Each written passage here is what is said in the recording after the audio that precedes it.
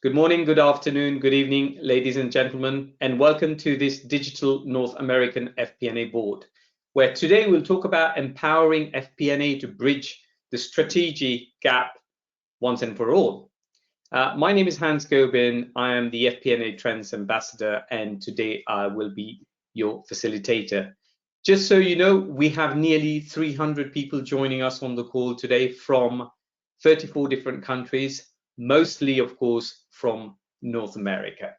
So we've got an exciting 4 panelists and also great insight coming from them. So please, let's move on. A quick discussion subject page here for you guys to just go through what we've discussed in the North American geographies before. Take your time and do that. Let me now quickly take you through what do we have on the agenda for you today. So today we'll very briefly go through evolution of strategic planning, and then we'll start to look at our first presentation, which is how you link strategic planning to business planning, the best practices, and what FP&A can do to help. How do we bridge that gap? So we know what the gap is. How do we do it? How do we bridge it and make sure it doesn't happen? That's our second presentation. The third presentation is strategic planning, best practices in startup. But of course, it's not just about startup. It's what we can learn as bigger organization from startups as well. And finally, we'll look at technology. How can technology enhance collaborative strategic planning processes? We will do conclusions and recommendation, and finally, our very exciting Q&A session. So let's move on, and let me start by introducing to you our esteemed member of the panel. So guys, if you want to join me on the webcam and go off mute, I would like to introduce you one by one. And we start by our first panelist, who is Guillaume Sarieva, who's Senior Director FP&A at Discovery Inc. And today, Guy will take us through how do you link strat plan to business plan, the best practices. Guy is based in Arlington in USA. Guy, great to have you with us. Thank you, Hans. Fantastic. Let's move on to our second presenter today, Dawn Leduc, who's Vice President Finance, Global Supply Chain at Contour Brands Inc. And today she will share with us, so how do you bridge that gap? What do we have to do as a team, as an FP&A team? And Dawn joins us from New York in USA. Hi, Dawn. Great to have you with us. Hello. Thank you. Glad to be here. Fantastic. Thank you. Moving on, we have Matt Armstrong, our third panelist, Senior Director FP&A at Wish. And he will talk to us about best practices in startup as far as strat plan is concerned. But also then we have a lot to learn from startups as well. So Matt joins us from Toronto in Canada. Matt, great to have you with us today. It's a pleasure, Hans. Thank you. Thank you, Matt. And then we move on to our last speaker, but not least, Pras Chatterjee, Senior Director at SAP. And of course, Pras is going to try and bring technology and tell us how technology can enhance the collaborative strategic planning process. And Pras is also based in Toronto, Canada. Hi, Pras. Great to have you with us today. Great to be here as well. Fantastic. We have 4 great presentations waiting for you guys. So just stay with us. Ladies and gentlemen, if you would like to turn your webcam off and go on mute, I've got a few housekeeping slides to take our audience through before we start our first presentation. So very quickly, you guys know we are in 27 cities, 16 countries, 4 continents. Today is mostly about North America. We are slowly starting also our face-to-face meeting, and hopefully we will be able to do this face-to-face in North America as well. Just to also highlight, we have also started our best practice workshops and FP&A consultancy based on you guys demanding us to do so. So bear that in mind. Right, what is the Digital FP&A Board? Some of you know, some of you are new. So it is a 90 minutes webinar. There's 4 polling questions. We would very much like you to help us, give us the insight. What are you doing in your organization in those 4 polling questions? We also have a very interactive Q&A session. You can ask questions via the chat box, and we will keep telling you how to do that during the session. So please ask your question, direct it to one of the presenter. We will not have chance to answer all of your questions today. Whatever we don't have chance to answer, we will definitely answer them directly to yourself via email. So please do not stop, carry on asking your questions. You can network with us directly via LinkedIn and with our speakers. The presentation is available to download in Handout, so you can do that now. Or alternatively, you will get a copy of the recording as well as presentation within a couple of days after the meeting via email. Just before I close the call today, there is a feedback pop-up session that comes up. So please give us 30 seconds of your time and just tell us how well we did, but also tell us what would you like to listen in our next session when we see each other again. So please stay for 30 seconds and give us that feedback. We now move on to our technology partner, who is Sap. We all know Sap very well, one of the world's leading providers of modern FP&A solution. So thank you, Sap, for making this possible today. Now, I'll very, very quickly take you through evolution of strategic planning. Did you guys know the first book on strategy was written in 1962? And guess what? Between 1962 and 2021, there were over 20,000 books published on the subject. So practically one book every day for 59 years. So you can imagine how much material we have on it. But we still have a problem. We still have that gap. Why that gap? You can see on the first stat there, 67% of well-formulated strategies fail. Why? Because of poor execution. The second one there, 2% of leaders are confident that they will achieve 80 to 100% of their strategic objectives. Only 2%. So that is a huge minority that believe they will achieve their strat plan. And the last one there is 42% of managers and 27% of employees have access to the strategic plan. So if you don't have access to that strategic plan, how do you know what it is? How do you know what the gap is? How are you going to help as a team to bridge that gap? This is one of the key problems. And all of these stats will be tackled by our speakers today through their presentation. So let's quickly move on here. And again, you will see why we can't eliminate that gap. Again, it's a combination of poor integrated planning processes, outdated approaches to strategic plan. I've got two very quick slides here on evolution of strategic planning, so I'm not going to go through this into detail. Please take some time out and read that. So of course, you've got the timeline here, but look at where we are today. It's all about agility, analytics, using data, using technology, collaboration, and the key thing is scenario planning.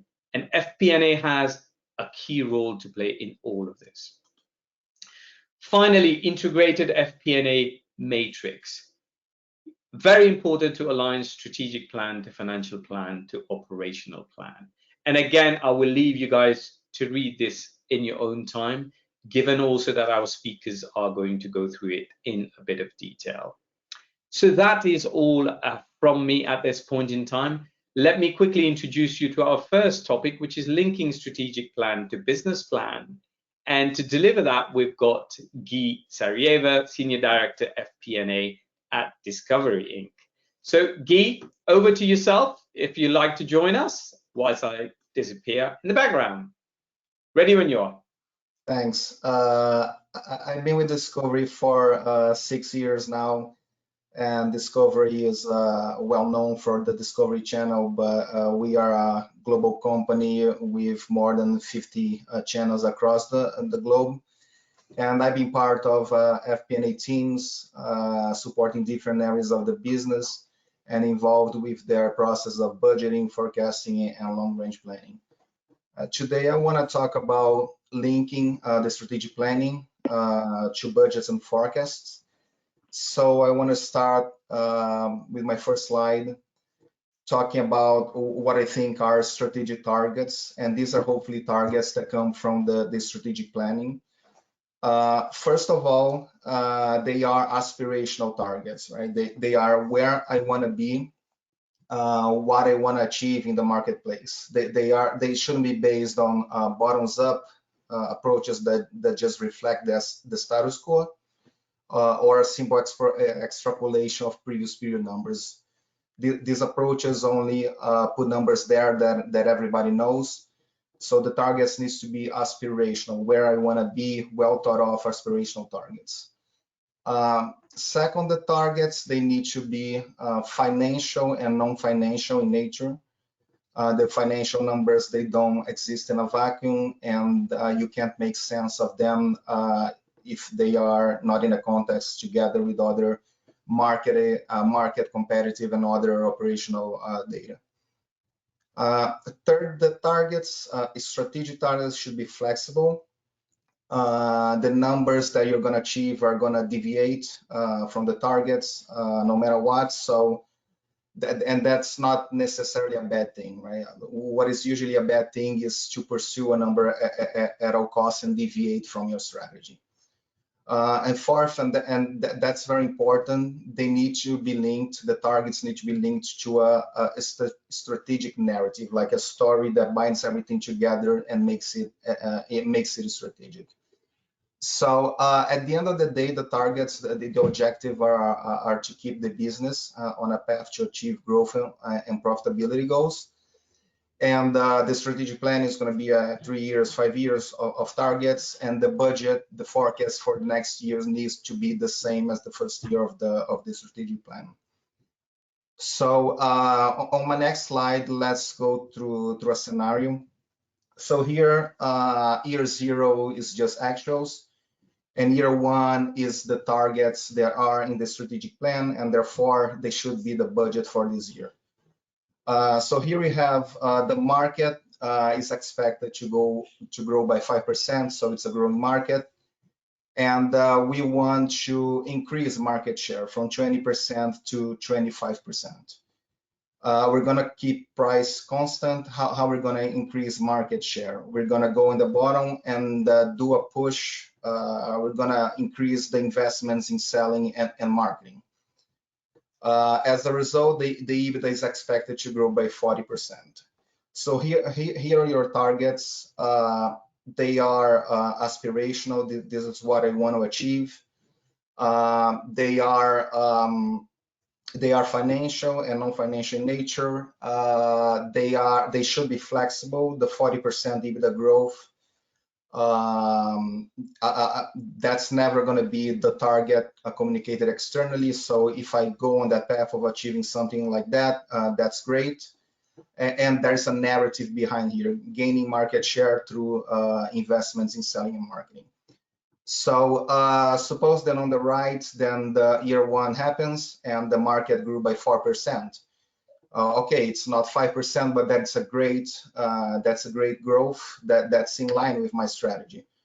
Market share grew to 24%, not 25%, but that's also in line with my strategy. It's not easy to grow market share. I'm on the right path here. Selling and marketing, I grew. I executed on my investment. Maybe I was a little bit efficient. Maybe because the market didn't grow as much, but I did the push. So I executed on my strategy, and as a result, I have an EBITDA that is growing 30%. That's an excellent, stellar result. So let's take a look now. On my next slide, I have the same scenario. And so here, the targets are the same, but the market grew by 6%, even better than the plan. So that should help me. Market share is 27%, even better than the 25%. However, I achieved that by reducing my price to $9 from $10 per unit. So we deviated from the strategy here. Besides that, I overdid my budget, my target. I overdid my selling and marketing push by another 5 million. So again, I deviated a little bit from my strategy, and as a result, the bottom line growth is a disaster. Let's move on to the next slide. And here I just have another scenario, and here's a scenario where the targets are different. This is a market that is expected to decline. So 4% is the expected decline. Market share, the strategy is to hold the fort there, hold market share at 20%. Because it's a marketing decline, I'm going to try to be more efficient in selling and marketing, and a little bit more efficient in G&A as well. So year one comes and the market declined by 2% only. So that's great, not the 4% that I expected. However, I let market share slip to 15%. I didn't execute on my selling and marketing expenses. I cut it too much. I executed on the G&A, but the result is that I deviated from the strategy, and as a result, the EBITDA is a disaster as well. Okay, so let's move to my next slide, which is the last one, and how I think FP&A can help in all of this. First, link strategic plans to budgets and forecasts through strategic targets. Right? The targets need to be the same, and FP&A, through the role of managing budgets, forecasts, is well positioned to link those, have the same, make sure that these are the same targets from the strategic plan. A few practical examples. Avoid the hockey stick problem that we all know, where the first year the budget is much less ambitious than the strategic plan. And when the strategic plan changes, the budget changes. That's what drives budget changes. Second, FP&A should help disseminate the strategic plans across the organization. So, for example, in the scenario that we saw, the FP&A team that supports the team that controls the marketing investment should be talking to the team, to the business partners, discussing how the investment is supposed to help with the overall strategic plan. Third, assess performance of all metrics, right? Not only financial and non-financial. FP&A should try to get knowledgeable about the strategic plan and all the metrics that support the strategic plan, and measure that, present that, discuss that as part of all the monthly and quarterly reviews. Last, measure, report, help manage strategic initiatives. Every strategic plan has a set of key initiatives, and these initiatives needs to be constantly tracked, so that we make sure that we are going on the path of that the strategic plan is telling us. Also, just one last thing, a few companies do what's called ex-post analysis, right, of executed initiatives, where you look back a few years after initially was executed, and you see how it did, and you try to get some lessons learned. And I think FP&A is also well positioned to do that. That's all for me. Back to you, Ham. Guy, thank you very much. Fantastic presentation. I think those three examples really show you how you easily fall into that trap and gap.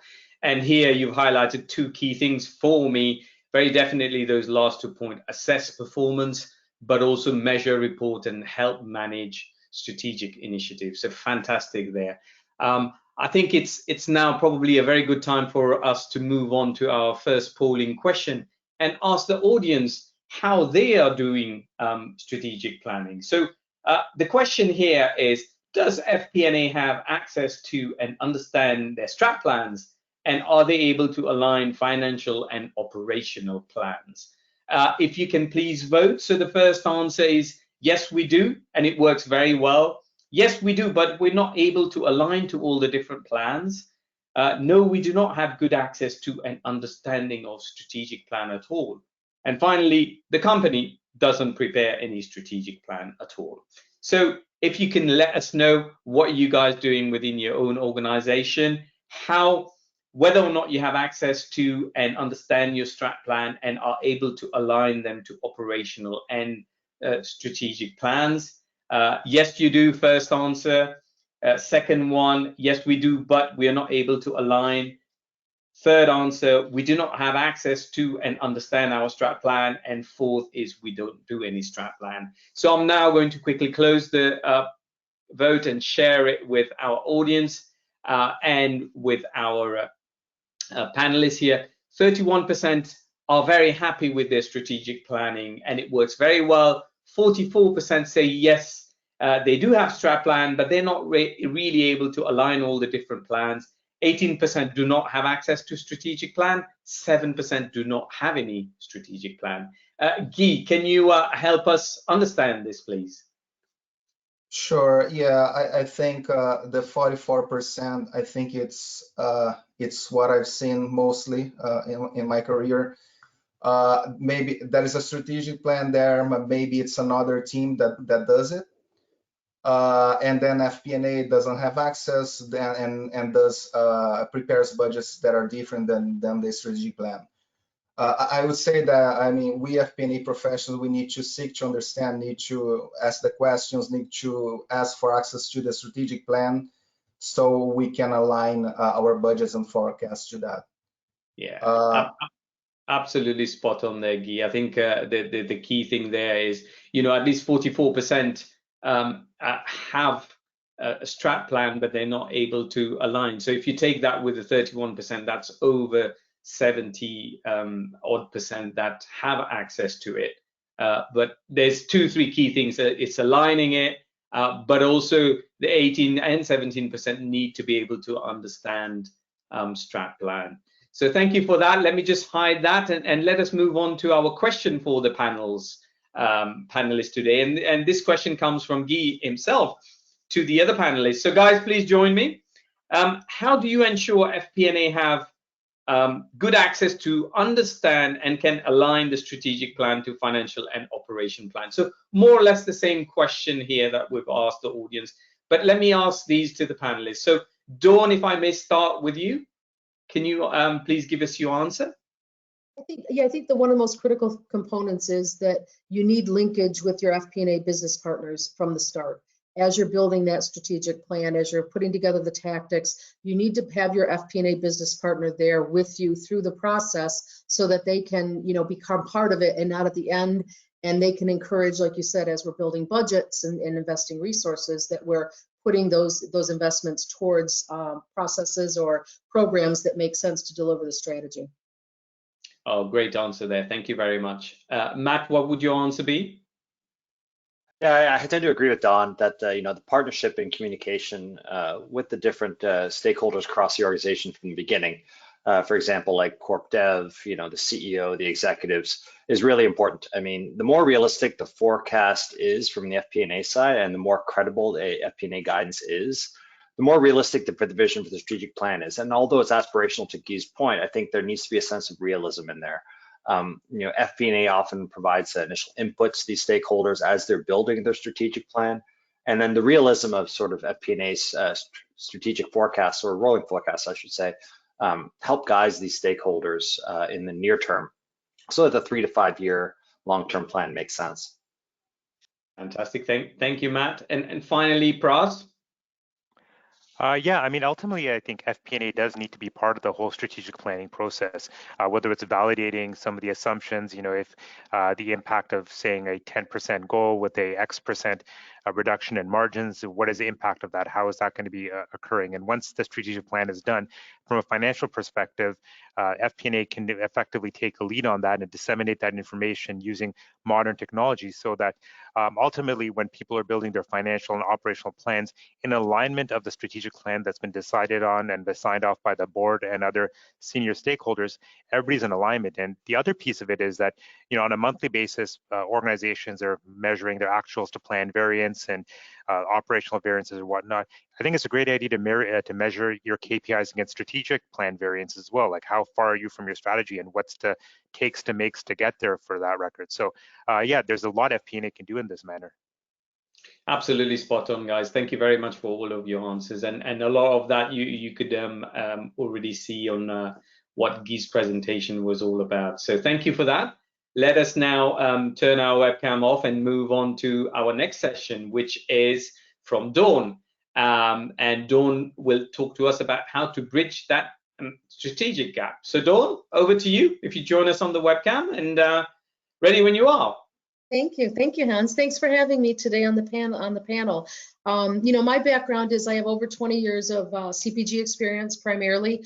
I've worked for amazing organizations such as Kraft, Nestle, Clorox, and currently I am the Vice President of Supply Chain Finance, Global Supply Chain Finance for Contour Brands. And Contour Brands is a global lifestyle apparel company, and we have iconic brands such as Wrangler and Lee. And today, what I'd like to talk to you about is, you know, starting with what G took us through. How do we now bridge that gap? What are some tactics that we can put in play to do that? And you know, why is it important to build the strategy gap? It's important because it impacts our results. And three key components that I throughout my career and the work that I've done, that I've come to the conclusion are educate, communicate, and connect.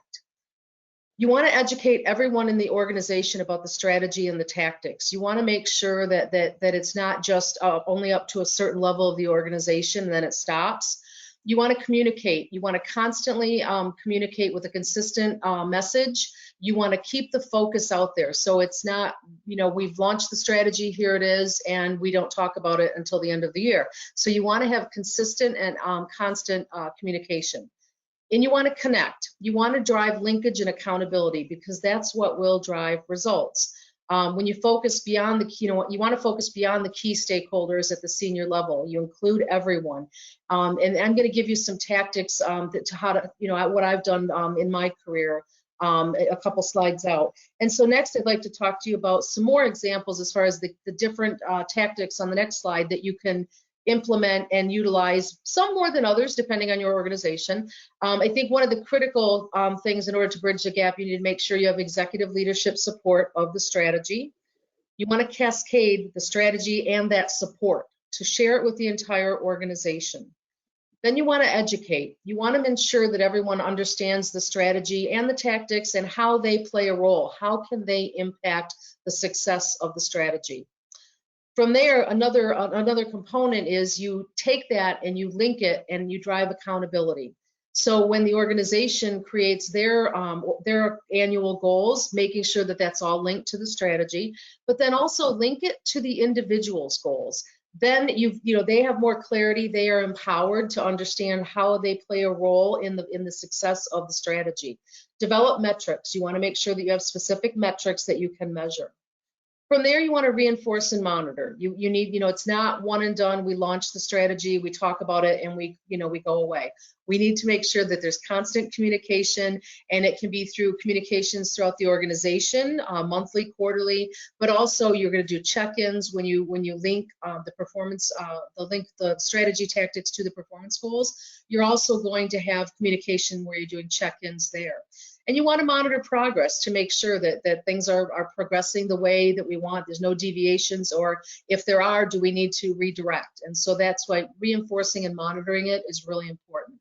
And from there, keep the communication flowing. Celebrate the wins. That's important. You want to, keep the message out there so that the organization is aware of the strategy and the various tactics and what's going on, but also celebrate the wins as we work through the various initiatives and programs that will deliver that strategy. Celebrate with the teams in the organization. And all of those combined, and again, different levels based on the organization, they will impact your results. And on the next slide, I'm going to give you some examples of how I've done this in my 20+ years career in FP&A. Education, communication, and connection are, to me, the three key buckets. So the first one being education. We conducted, and I've done this in multiple organizations, formal training of the strategy and the tactics with all different functions and departments, and again, at all levels of the organization. The result? It increased engagement and it drove momentum throughout the organization. Once everyone is linked and they understand it and they know what they're working towards, you really get some momentum very quickly. Next is communication. We instituted communication plans, monthly updates, quarterly detailed reviews of all of the different processes and programs that we were working on, and then an annual year-end review to really understand this is what we set out to do in year one. Where did we end up? What worked? What didn't? What moves maybe to year two? What can we add and what can we delete? So it's a fluid process. And the result from doing that was increased conversations, increased engagement, and increased momentum, because again, you're now communicating this to multiple levels in the organization and cross-functionally. So you're getting that momentum where everyone's engaged and empowered and they feel like they're part of the process. And the next is connection. Again, like I talked on the earlier slide, you want to make sure you're linking individual performance goals to the strategy. Nothing's worse than the organization working on their performance goals, which have no linkage and are deviating in a different manner. So you want to make sure that we do that all the way down to an individual basis. And then at the same time, as you partner with FP&A, your FP&A partners, you want to make sure that the budget is linked to the strategy and the tactics that are going to drive it. Again, you don't want, we're investing a lot of resources, you don't want expenditures or programs being implemented and resources being spent for initiatives that don't support the overall strategy. So that's where we talked about earlier, bringing in your FP&A partner from the beginning. I think that's really critical because that's where they're in the loop, they understand the strategy, and then as budgets are being built, they can question and ensure that we're investing our resources in the most efficient manner to deliver that strategy. The result of us doing that was that individuals felt empowered and they were really excited about that, and they met their goals. They, because it was out in front there, it was something that they could own, and it really made a difference. Also strategy, when budget decisions were being made for large expenditures for different programs, different, investments in software, whatever it was, that in the organization, everyone is really thinking about that, really questioning, wait, that deviates from our strategy, or why would we spend that and do that right now? So that really was another win that we got out of driving that connection and that linkage. And on the next slide, I really feel that all of these are really linked together. In order to have success, again, you really need to educate, and like I said, all levels of the organization, all functions. Communicate, keep the communication constant, keep it flowing all the way through the organization.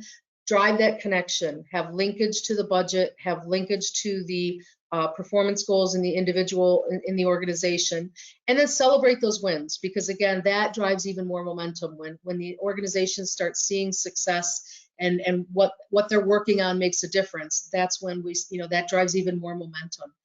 And I think that can really play a role, all of these can really play a role in the organization's success with their strategy. And that's all I have today, Hans. I'll turn it back over to you. Dawn, thank you very much. Great presentation, and sharing those three key pillars here, which is educate, communicate, and connect, are absolutely vital for FP&A to drive and shrink or make that gap completely disappear. So thank you very much for that. Let us quickly ask our audience as to what do they think are the key reasons. So which of the following has delivered the most successful strategy results for your organization? Is that executive support? Is that education and cascading the message? Is it linking to performance goals? Or would you say it's all of the above? So ladies and gentlemen, if you can vote, please. So which of the following has delivered the most successful strategy results for your organization? Executive support? Education and cascading the messages, linkage to performance goal, or all of the above? I can see quite a few of you have voted already. I will give it another few seconds. I'm now going to close it, and I'm now going to share it with everybody. So 21% is talking about executive support is key, 4% education, cascading the message, 4% linkage to performance goal, and 71% believe everything is as important as each other. Dawn, a quick insight from you on this? Yeah, I would agree. I think it does, you know, I really do think one of the most critical areas is the executive support, and that's probably the most practice where, you know, that's where we usually start our strategy at the senior levels of the organization, and they've been participating in it, so they buy into it. And but I think that's where, when you see that, you know, I don't know how much in, you know, again, in the organizations throughout my career, we built on that education and linkage, and that wasn't there before. So that was things that we added on. Absolutely spot on there. I think you know, it is key to have all of the combination of the above. So thank you very much for that. Let me now hide this and let us now go to this question we have coming from Dawn. So ladies and gentlemen, just join me on the webcam. What is key in your organization for delivering successful strategy? So strategy results. So if I can start with Guy, what would your answer be to this question, Guy?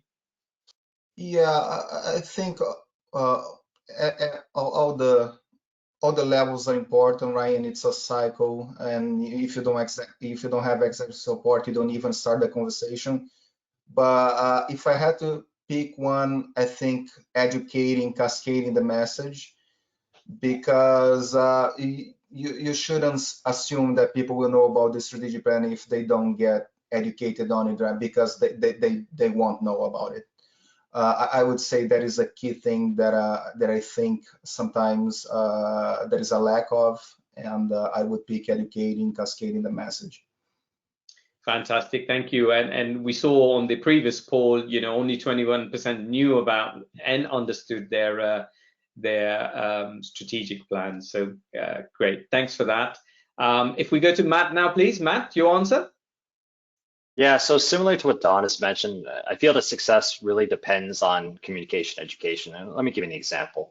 While at Wish, you know, during one of our recent quarters, you know, the senior leaders communicated that there was a really large revenue push for the company, which meant that our variable costs would go up, and that would cause some challenges for our P&L, but the whole point was to drive revenue.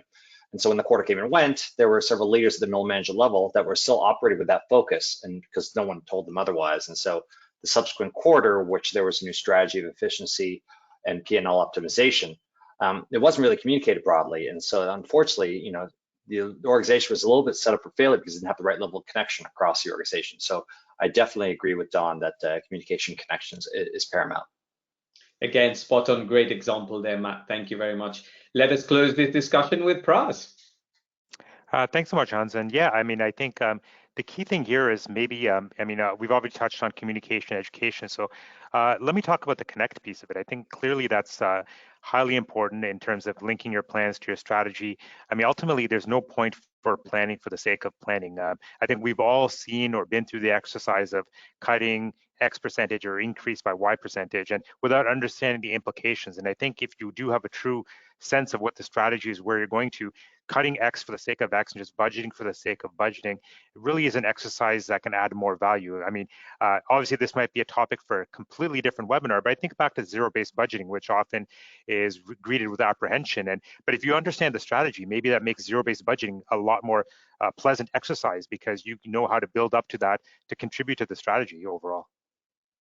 Fantastic, great answer there. Great answers, everyone. And Dawn, thank you very much for a fantastic presentation. Let us move on to our next session. Before we do that, I would just quickly like to remind everyone, please ask, you can now ask any question you like to each of our presenters or to all of them, and you can do so via chat box. We will answer some of them today. The rest we will answer via email. So our next presentation then is from Matt, who's Senior Director FP&A at Wish, and he's going to talk to us about best practices in startup. Matt, over to you whenever you're ready. Great, thank you so much, Hans. So just as Han mentioned, I've been involved in several finance turnarounds in the last 7 years. And so at Wish, I was leading and building out the internal business partnering function. Prior to that, I was at Uber, leading customer support and insurance FP&A. At Revenate, which is a B2B SaaS startup, I rebuilt the finance and BizOps function. And also at Hotwire, which is discount travel marketplace, I rebuilt their FP&A function. So on the first slide, I just want to start off with some best practices I've learned in strategy and planning based on a marketplace's view. So, the best practice planning life cycle from my career has really had quarterly forecasting on the last month of every quarter, strategic planning in the summer, and then the last 2 forecasts to set the plan for the next year. So this life cycle gets the following objectives in place. So first is momentum based on the view of the volumes. It's really the non-financial metrics mentioned by Guy in his presentation, which model consumer and supplier behavior based on history, markets, and products and rates across the platform. You also have regular executive buy-in at each step in the forecast. So it really ensures that everyone's aligned and committed, and as mentioned by Dawn in her presentation regarding communication and support. And finally, segmentation. The key drivers across the P&L are necessary such that each step has a proper set of relationships to the top level volumes and rates across the geographies, products, and suppliers. Now, this planning life cycle takes about 30 days each forecast, provides the necessary rigor and structure to get a comprehensive P&L in a marketplace's world.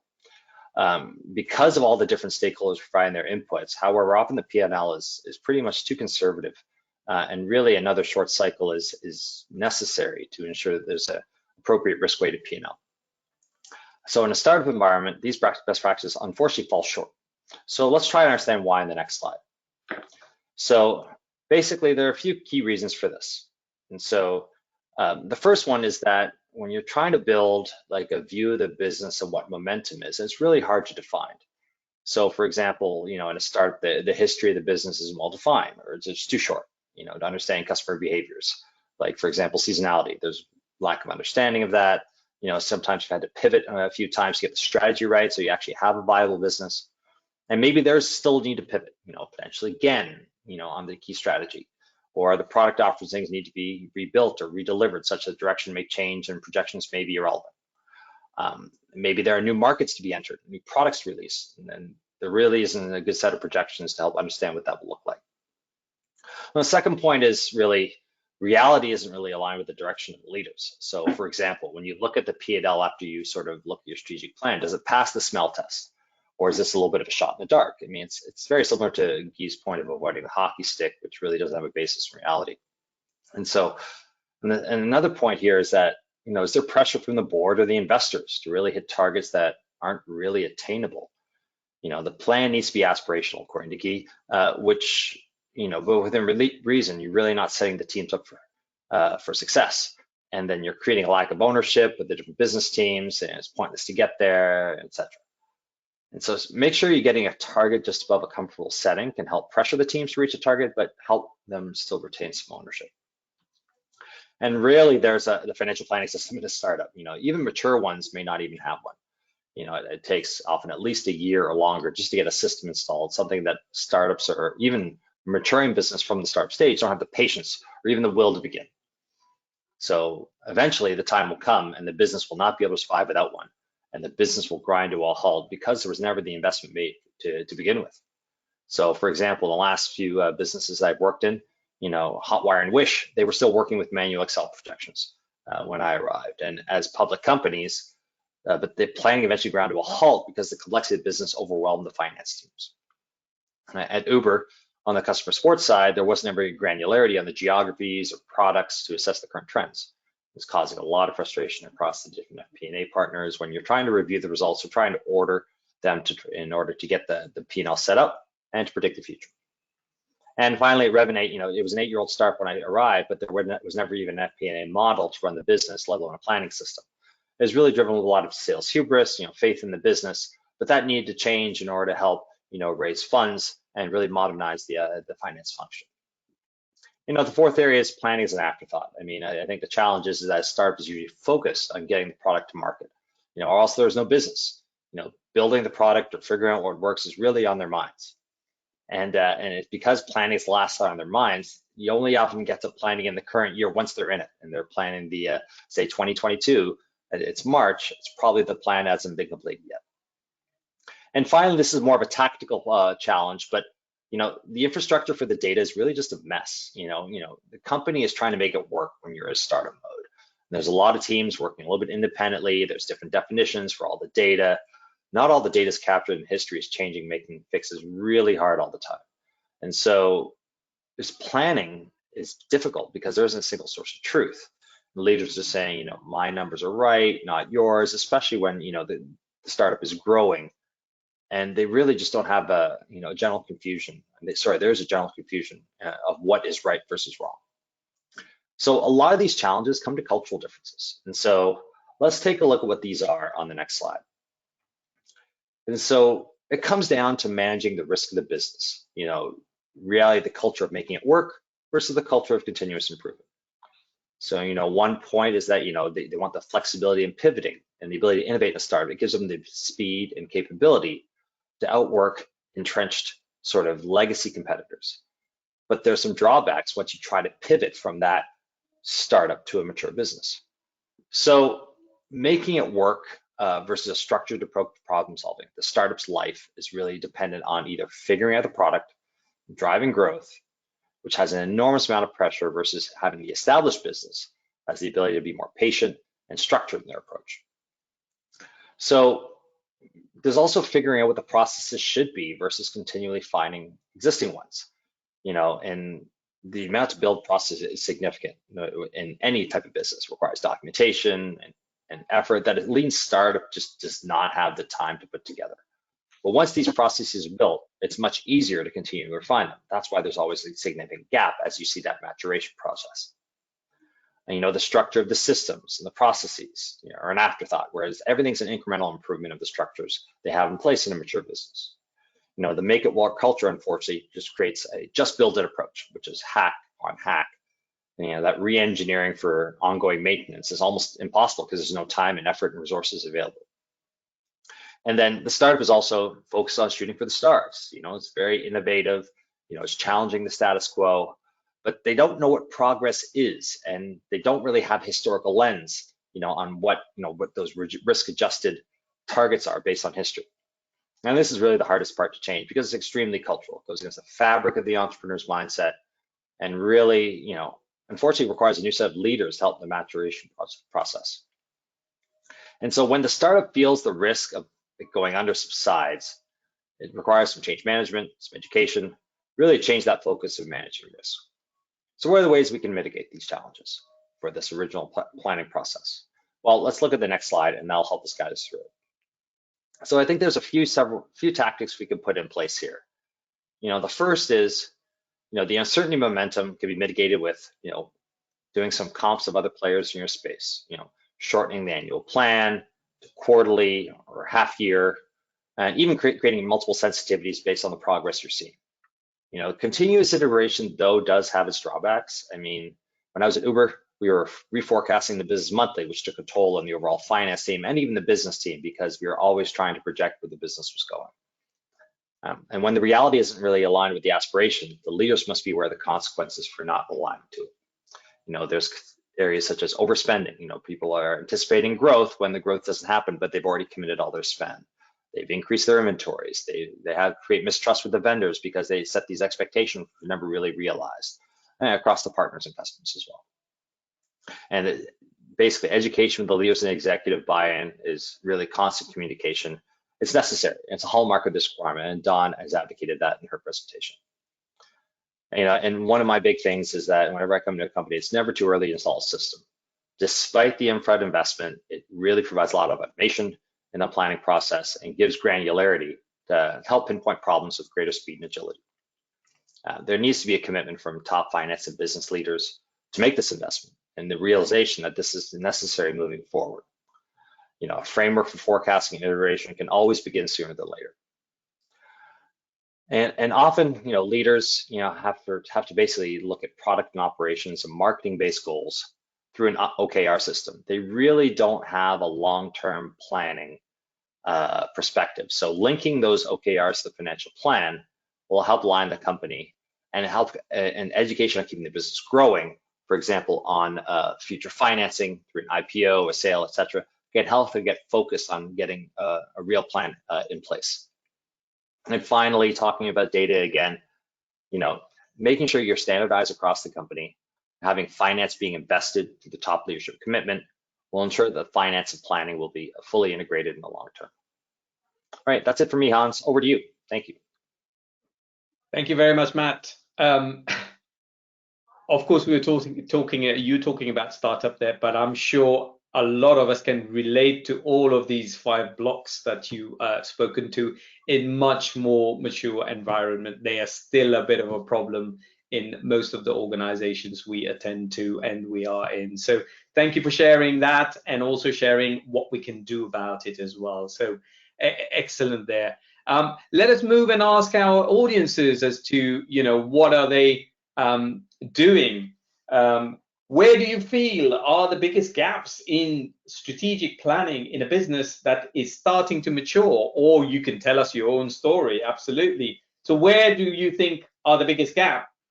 No financial system, unrealistic expectation, the data is in a mess, lack of compliance to the processes, or all of the above. If you can kindly vote, please. Where do you feel are the biggest gaps in strategic planning in a business that is starting to mature? No financial system, unrealistic expectation, the data is in a mess, lack of compliance to the process, all of the above. Please vote. I will give it another couple of seconds, and I'm now going to close it and share the results. And the result says 8% are talking about no financial system, 18% unrealistic expectation, 23% the data is in a mess, 9% lack of compliance to processes, and 42% are going for all of the above. Matt, what would your insight be on this? Well, that's very interesting, Hans. I feel that, all of the above, there's always challenges across the organization. Compliance in 9%, that makes a lot of sense because I think people want to do this. They want to contribute, but they just can't because, as you know, the data is an absolute mess. People have these unrealistic expectations. So it's all of these, problems compounding, and it's just this maturation process that people have to get right and iterate. And so, yeah, so all of the above makes total sense to me. Fantastic. I would have answered it very similar. So thank you for that, Matt. Let us now look at our question there from yourself to the other panelists. So guys, why don't you join us? And let me put this question to you guys. So where do you feel are the biggest gap? Sorry, what do you believe is key for such organization to manage to ensure they close the strategic gap? Apologies, I was reading the polling question there, but they're very similar. What do you believe is key for such organization to manage to ensure they close those strategic gaps? So Guy, if I may start with yourself. Sure, yeah, when we talk about startups, I feel that flexibility, speed, agility in aligning the strategic plans to the forecast, the budgets is key. I would think that you might have situations where you shift gears on something related to your strategic plan, and I think flexibility, agility are very important in this environment. Thank you, Guy. Can we come to you, Dawn, please? Yeah, I think one key component is recognizing that you have that gap, understanding that as you're a startup, you want to be aspirational, you want to shoot for the stars, but as you start maturing and succeeding, you want to have these guardrails. You need the metrics, you need the linkage to the budget, and through all this, you need to partner with your FP&A business partners. Thank you very much. And finally, to Pras. Yeah, I mean, Matt talked about financial systems and data, and from a technology perspective, I think those are absolutely crucial, especially in a startup. I'm sure Matt has contributed to many strategic decisions and things that required an immediate scenario analysis or whatnot, and not having a financial system. And I know there's this perception that financial systems are large deployments and they take months upon months, but the reality is with the cloud, they're quick and easy to deploy in a matter of weeks. They're subscription based and they're not sticky. If you're not happy with what you like, you can move on to another vendor. And then having the underlying data behind that helps you analyze it. I mean, I think ultimately that helps you close a strategic gap because you have the supporting processes behind it to mitigate those requirements. Absolutely spot on. And as I said, as we mentioned early on, a lot of these, of course, are very applicable to more mature environment where we find the same sort of problem everywhere. So guys, thank you very much for answering the question. let us now move to our next session. But just before I introduce our next session, I'd like to just mention again, please keep sending your questions. We've got great questions here already set. We will answer a few of them today. The rest we will answer via email. And also stay with us until the end, because that's the key part of the session. So moving on, we are going to talk about technology. And to do that, we've got Pras, who is Senior Director at SAP, and he will tell us about how collaborative strategic planning process is being enhanced by technology. So Pras, over to you. I'm going to disappear. Thank you very much. Thank you very much, Hans, and thank you, everyone. So let's move on and let's discuss how technology can really enhance the collaborative strategic planning process. So when we think about the challenges that might arise due to aligning with our strategy, there's a couple of things that I want to set as a baseline for what many of us are at right now. Many of you participated in the FP&A Trends 2021 survey, and your opinions are shared here. And really what we've learned is that only 7% of you are happy with your current planning solutions. At least 40% of you reported that the data you used and you currently use is of low or poor quality. And the other part of it is that only 26% of you have made it clear that you've received no investments in technology over the last 5 years. And when we think of the last 5 years, we think about the fact that data is more readily available, predictive technology is available, integrated planning systems are available, and it's all in the cloud, which means that not only are you involved in a very poor planning process that really limits in terms of how you can contribute to your strategy, you're effectively not helping with shareholder value or your business constituents. So what can we do to overcome this? The key things are we can collaborate in context, we can modernize with a cloud-based planning solution integrated with your ERP and or a data warehouse, and finally drive an extended planning and analysis process. So let's move on. So the key thing is that technology can help really drive the strategic planning process by really collaborating in context. And what I mean by collaborating in context is that many of us and all of us have collaborated in the context of our plans, but we do so in a delayed manner that limits how we can take action. Often our communication is through emails, it's often through voicemails, and it's often through Monday morning team meetings when decisions could have been made much earlier in the past.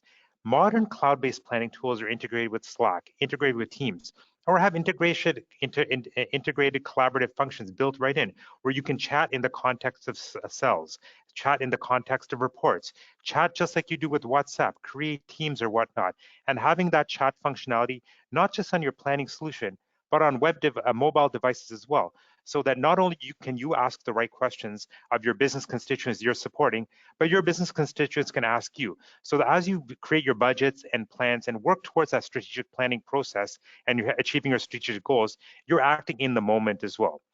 The other piece of it is blending your strategy with analytics. We've talked and we've heard from our speakers today about how it's about communication, it's about education or whatnot. To really communicate and educate, everybody has to have a clear view of your strategy. Strategy can't be a one-time thing where it was a strat plan that was made sometime in the summer by C-level executives, decided upon, communicated amongst a select group of people, but yet everybody in the organization is expected to execute on it. Have KPIs, have dashboards, have analytics built into your planning tools that help you measure your strategic objectives in a real-time manner. Effectively, what that allows you to do is, just as you would perform an actuals to plan variance analysis, you might actually, in this case, perform an actuals to plan variance analysis on your strategy in real time as well. So you know how to get there, not on a month-to-month basis, but how you might get there overall based on your strategic timeline. Finally, it's about being proactive. Having all of this strategy and the analytics and being able to act in the moment helps finance and you, our audience, really be proactive in terms of what's happening. It's acting now versus acting later, and recommending now versus recommending later.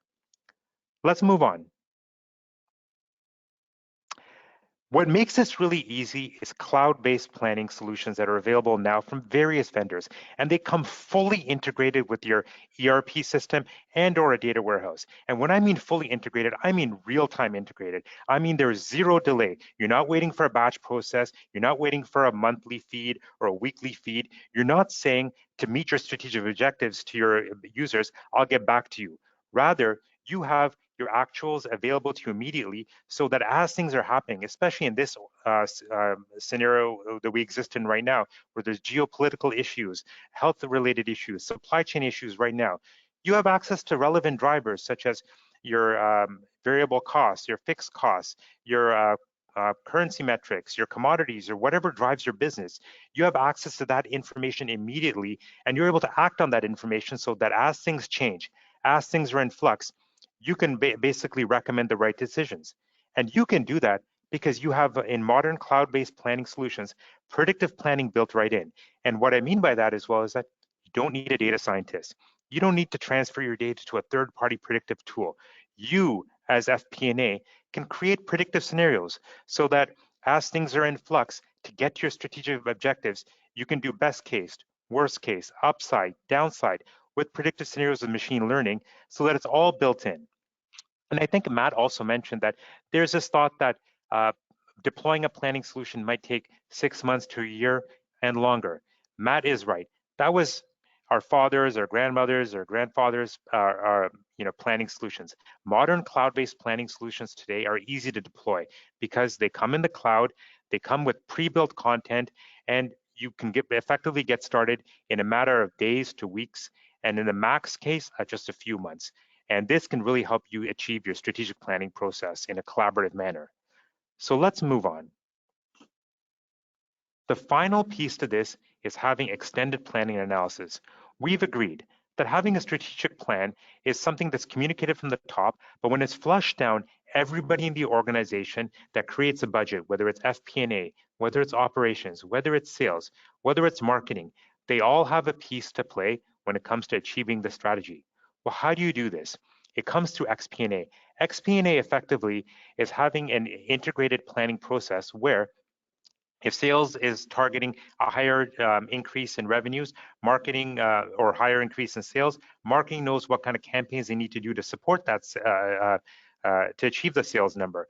The supply chain team recognizes what they need to do in terms of manufacturing and costs and things of that nature to help meet the sales goals. HR understands based on that how to onboard people. And all of this is effectively working in a fluid manner because it's a top-down strategy that's been allocated that everyone has visibility to. So how does finance play a part in this? Finance plays a part in this through FP&A because with modern cloud-based planning solutions, everybody can plan in their silos, but in a fully integrated manner where all the plans are interlinked, intertwined, and finance has the ability to look at this in a real-time manner and effectively give guidance and report as well in terms of where you are. And this allows finance in the moment to respond to market disruptions. So if there's a change in supply chain, if there's a pandemic-related scare, through scenario planning or whatnot, finance is able to effectively respond in the moment and help the organization overall make faster and more confident decisions to achieve the overall strategy. Thank you very much, Hans. Pras, thank you very much. Again, 3 very important pillars you've brought in as far as technology is concerned, which is the collaborative aspect, the cloud and integrated planning aspect, and finally, where this slide is talking about FP&A. Very, very important, to go to that next level. So let me move on and ask our audience as to what they're doing and what they're using within their own organization. So if you can kindly vote and tell us what solution stroke tool do you mostly use for your strategic planning process within your organization? A spreadsheet, a planning tool, EPM, CPM tools, presentation tools, much more around PowerPoint, BI, and Word, communication tools, email, internal forums, or finally, other. So please tell us, is it Keeley spreadsheet, or have you got a proper tool, which is the second answer? Third is mostly around presentation tool, PowerPoint, Word, and BI. Fourth is communication tools, much more around email, internal forums, and finally others. If you can vote, please, I would give it another few seconds, and I'm now going to close and share it. So sharing it, 68% do it via spreadsheet, amazingly. Only 13% have got a proper tool. 17% do it via presentation tool. 2% communication, 0% other. Pras, what are your thoughts on this? It's not surprising, but it is somewhat disappointing. I think that there's a lot more out there versus spreadsheets that can really help disseminate strategy throughout the organization, whether it be EPM, CPM, modern planning tools, or even PowerPoint, that's vested into SharePoint or whatnot that everybody can exercise upon.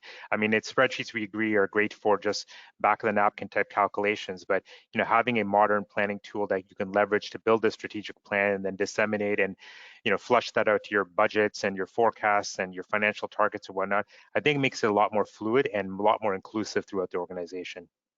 Absolutely, and the whole idea of linking your strategic plan, your KPIs to your budgets, to your operational plan cannot be done on a spreadsheet. So, I think this is why we should all be pressing for, an EPM tool. So thank you very much for that, Pras. Let me hide this and let us now all join into Pras's question to the other panelists, which is, what key part does technology play for you in your strategic planning process within your own organization? And let us hear Guy's thought on that. So Guy, what would your answer be, please? Yeah, sure. We've been adopting cloud-based solutions wherever we can. And to me, those solutions have been improving, especially the collaboration aspect of all the process.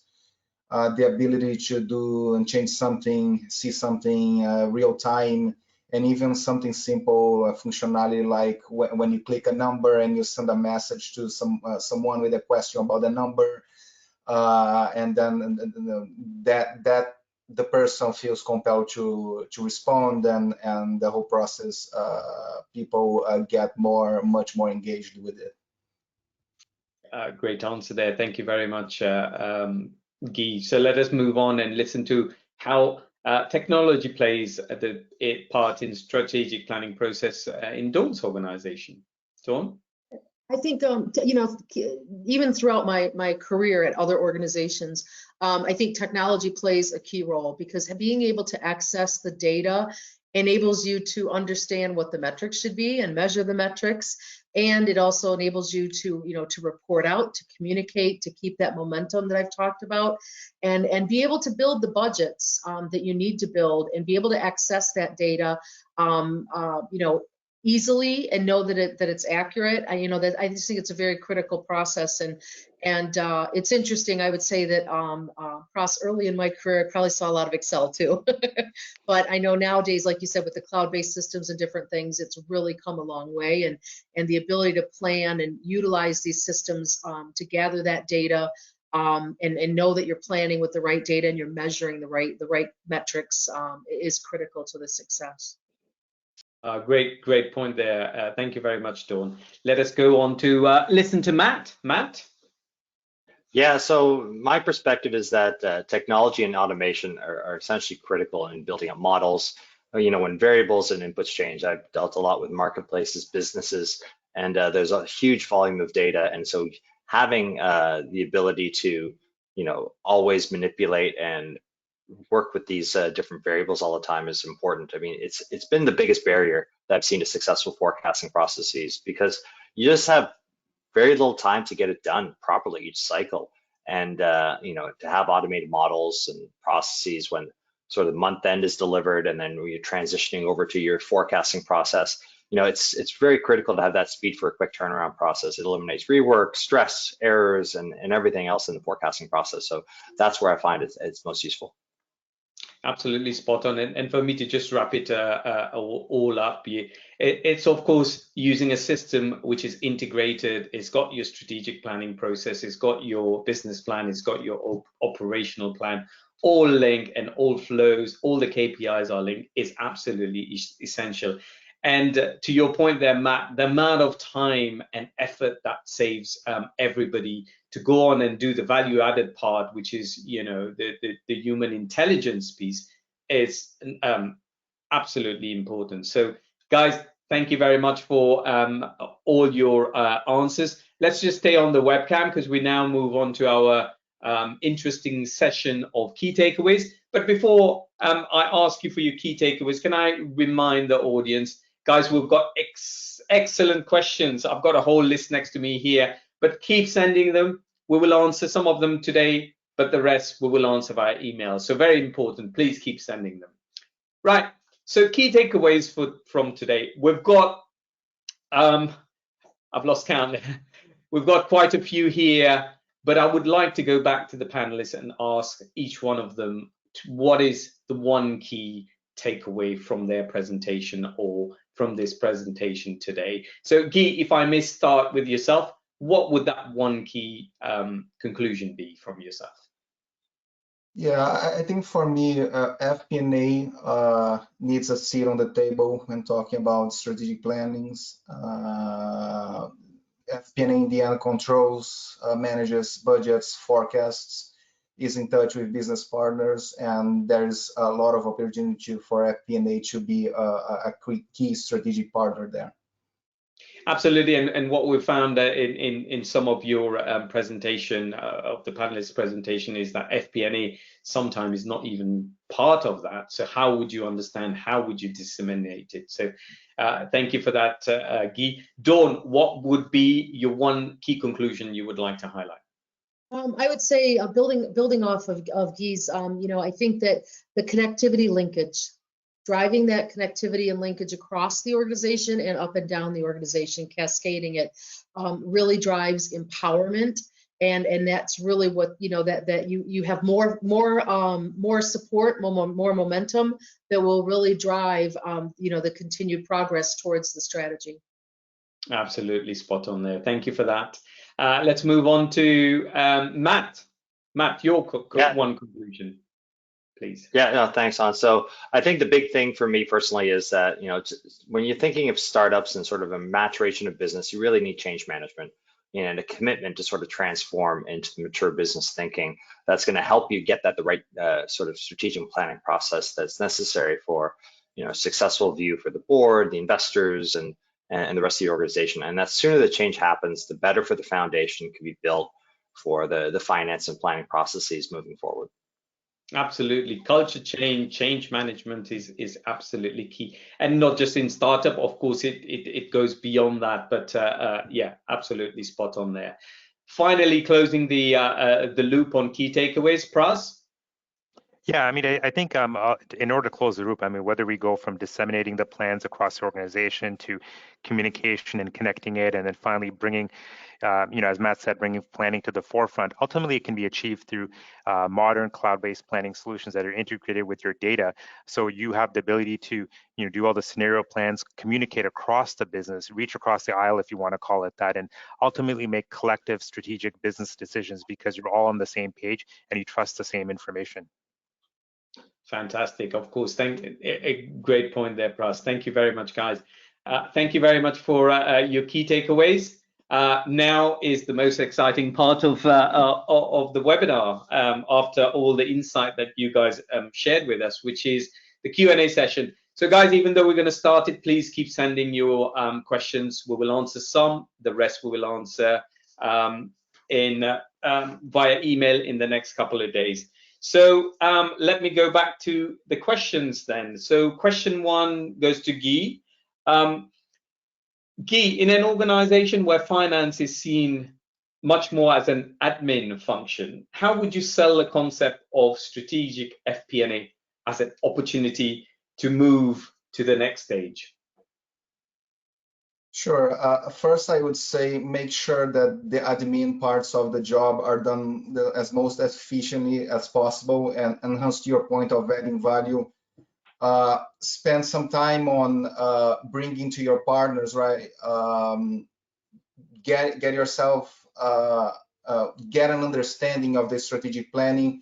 Talk to your partners about how their budgets, how their forecasts linked to the strategic planning. And even like an SG&A expense, right? Sometimes, in my example, we discover we are investing in digital businesses, and even a support like personnel expense can be seen as from a strategic point of view. Is it helping to grow the part of the business that is growing, or is it part of the numbers, the part that needs to be more efficiently managed? I think all these things are insights that FP&A can bring, and as long as it keeps all the process, all the other activities very efficiently, and spends time with understanding the strategic plan and discussing budgets and forecasts. You've shared with us a great many points there as to why and what are the benefits of strategic plan, and all throughout those 4 presentations we've seen today, it's very important to get the pluses out of that, and this is what we've got to share with our management to, you know, put that focus on strategic planning, but not just put the focus on strategic planning, and then how do you link it with all the other plans? So Guy, thank you very much for that. Great answer there. Thank you. We now go to Dawn, and Dawn, I've got a interesting question for you. How do you ensure, and it's got quite a few strands there, so Dawn, bear with me. How do you ensure the whole team is engaged? Should the team only be rewarded for their individual goals, or should they share in the success of the organization for at least part of their reward? So again, we're trying to link, you know, the strategic goal to individual performances, and there's always a question there as to, you know, it is a difficult one. How do you manage that? I think this is what we're getting to in this question. Yeah, I think, you know, as you're building out and, you know, the individual's performance goals, that's where you really take the time to make sure that those goals are linked to the specific tactics that have been outlined that will deliver the strategy. They, you know, you can very easily, you know, identify that makes sense, that they will deliver some type of measurable performance, depending on what it is, but that will fulfill deliverance of a tactic which will deliver the strategy. And I think doing that constant communication, but I also, you know, yes, I think you do include them in the broader either department or function or the or the entire organizational success. You want to make sure that they, you know, you don't want to isolate it and silo everyone, you know, into only their focus of what they're working on. You still need to keep that linkage of the broader, you know, what are we working on as an FP&A team? What group do we support? Are we supporting like the supply chain function or the marketing function? Celebrate their successes, but then also the larger organization. I think it's a very you know, very linked process that you make sure that it's not, you don't want the silos, you don't want isolation. You know, maybe for some reason you're an individual or a department didn't make, you know, they didn't meet all their goals, but you know, the organization was still able to deliver some of the strategy in other areas. So I think you want to keep that momentum and not let it get siloed and demotivating. So you want to balance it. Yeah, no, absolutely. You've got to celebrate, you know, wherever and whatever you achieve. But also at the same time, I think, and you have mentioned that, I think we need to let the people participate as to how do we link it as well, so that, you know, they have an understanding as to how it's all being linked to performance, whether or not they're happy, etc. So of course, discussion with them is where I was going. Yeah. So thank you for that, Dawn. Great answer there. Let us now go to Matt. Matt, I've got a very specific question for you here that goes to, what challenges did Wish need to overcome to link OKRs to their financial plan? What were the challenges there? Matt? Sorry, I was on mute there. Yeah. Yep, No. sorry about that. Yeah. Yeah, no, I feel that the challenges is that because there was a lack of structure in sort of the planning process, I think the teams were sort of working independently with FP&A early on, and they were building their own OKRs, which were separate from FP&A and the strategic plan. So I think that lack of connectivity that Don sort of mentioned, what I think was the biggest challenge that we had at Wish early on, and slowly over time, as we were sort of getting people together and collaborating a little bit more and creating that communication that Don was was advocating for, we got to a better place from a planning perspective, from a strategic and financial planning perspective. Well, absolutely. Again, you know, all the different aspects and elements that Guy, Dawn, Matt, yourself, as well as Pras has shared, is the way to break down those silos and the way to kind of bring everything together. Thank you very much, Matt. Our fourth question goes to Pras. Pras, interesting question. What are the common themes, feedback from companies that prevents them from investing in technology to improve the strategic planning process? What do you think it is, or what are the feedback you're getting out there? Yeah, I would say in the past there's this perception that technology is difficult. Technology requires processes. Configuration. Technology requires manpower. It involves disruption. But I think technology now is the easy part. It's really the change in mindset, the change in the fact that you can have a strategic plan that's open and available to everyone. You can measure against that as frequently as possible. You can do you can spend more time on the analysis, but that really means that you have to change how you view your business constituents, how you serve them, and what you do in that regard. So in my mind, it's really the process. I mean, as you adopt a strategic planning process and as you go towards, as finance enabling FP&A overall, so you start going beyond the bounds of traditional financial planning, but helping everyone in the organization plan and helping those plans and budgets and targets achieve your strategic goal. That does require change in process. And personally, I think that's, that obviously comes with its own set of challenges, but it is the easy part, much easier than what technology was before. Technology now is the easy part. One thing I'd like to add, Pras, thank you for that. I think cost is another element that people always kind of think, and this goes back traditionally to, hang on, very, very costly. We don't want to go there without even investigating, the tool, what does this cost these days, and the fact that it's in the cloud, you can, you can go up and down and flex the whole thing. People are some organization and some places, people are really scared to even investigate. And what would you say on that point, Pras? Yeah, I mean, you don't need to buy hardware anymore. You don't need to have an abundance of IT staff. And we have customers we work with that have seen a 30% less reliance on IT when it comes to their finance function, which means that it's in the hands of FP&A to manage their own solutions in a very easy self-service manner. And, I think the key benefit I see is that the profession is financial planning and analysis, less time on planning and more time delivering analysis. Fantastic. Thank you very much for that. Guys, I've got one question I would like to put to all of you, and it's about, of course, it's come from somebody in the audience. How is the strategic planning process conducted within your own organization, and how do you try and link to the different plans? So how is it conducted in real time within your organization, and how are they linked? Can I ask Guy that question first, please? Sure. We have what we call it long-range planning, but it's done every year, and it is the projections that are in that strategic plan. We try to focus on the main metrics that drive revenue and drive margins. There are a lot of metrics that are non-financial in nature. In the case of our business, it's like ratings, it's the share viewing, the age of viewership, and all those metrics, they drive revenue, right? They drive the financials. On the advertising side of our business, that's something that is usually tied to very closely to economic cycles and jumps up and down in terms of GDP. So we try to incorporate that. While there is another side of our revenue, for example, distribution revenue, that is done that is driven by long-term contracts.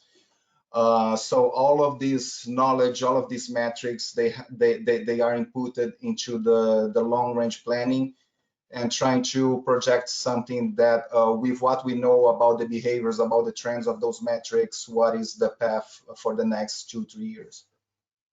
Fantastic. Thank you very much. You can see the link there as well with the other plans. So let us go to Dawn there. Dawn, your answer? Yeah, we have an annual planning process, like I'm sure everyone does, and it's linked to the strategic plan, and we refresh that, do an update, moving out, the next, adding the new year on, and looking at where we're at and what we're looking, what we want to do as an organization, and figuring out, expansion of product, product lines, expansion geographically, looking at all of that, and then determining the metrics. Evaluating the metrics that we have been working towards, but determining if we need to make any adjustments to that. And then linking it to the annual plan is critical because, again, that's where you're going to determine your investment. Where are you going to spend to work on what initiatives in the coming year? But also know that you're also looking at a longer term plan at the same time. But we do the refresh of the plan, but we link together so that we're making sure that the annual work is consistently linked. Fantastic. Thank you very much. Matt, your quick answer to the question, please. Yeah, no, I'll talk very briefly. And I think the important thing is that we've had a major management turnover over the last several months at Wish. And so people are trying to get acclimated to what the goals are and what they want to accomplish from the company. Our CEO just started just over a month ago. And so there's been a lot of late planning, later than what I'm used to, planning for the 2022 year. And so trying to get that long-term view has been going on for the last several months. And so what does the planning look like? A lot of the work is driven by the CFO, who started actually in October. And so working with her to set what the long-term vision would be, prior to even the CEO starting. So it's a lot of things that were a little bit hand-wavy from a strategic side, driven a lot by finance, incorporating a lot of the guidance from the CEO and the CTO and the Chief Product Officer as well. And then sort of setting that top line guidance in order to sort of project what type of volume spend that we would need for a business. So in summary, it's like it's in flux. There's a lot of sort of making it work processes given the amount of new people trying to understand the business. So being flexible is probably the most important thing. Absolutely. Of course, you guys are still in startup mode. So of course, flexibility is the key thing there. Final word from Pras. Yeah, I mean, I think a lot of what luckily we practice a lot of what we preach. And, I've seen, especially in my area at SAP, a lot of use of analytics. I mean, once the strategy is determined, everybody's made very clear and very aware of at least what the top level targets are globally, as well as by individual product areas. And, in terms of product areas, you have to map out how your function helps contribute to the strategy, both in a financial manner as well as in a tactical operational manner as well. So, I see a lot of alignment in that. Of course, things can be refined, things can be better, but there is a lot of linkage between top-down and bottom-up targets to help get to the overall goal.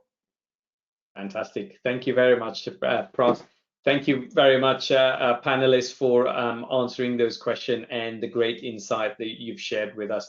That's all we have time for instead for Q&A for today. Guys, you can still send in your questions. We will answer them via email now. Panelists, just stay on the webcam. I've got a few slides to finish off. So yes, next is our FP&A Empowerment Survey 2022. Guys, thank you very much for participating in this for the last few years. Your insight is very, very important. And of course, you will receive a copy at the end of it. Only takes 10 to 12 minutes. So please, the link is there. Join us and share with us what are you guys doing within your organization. Upcoming webinars. So for your calendar, FP&A Trends webinar on the future of business modeling. Again, evolving away from Excel to integrated FP&A, March 24th, 2022.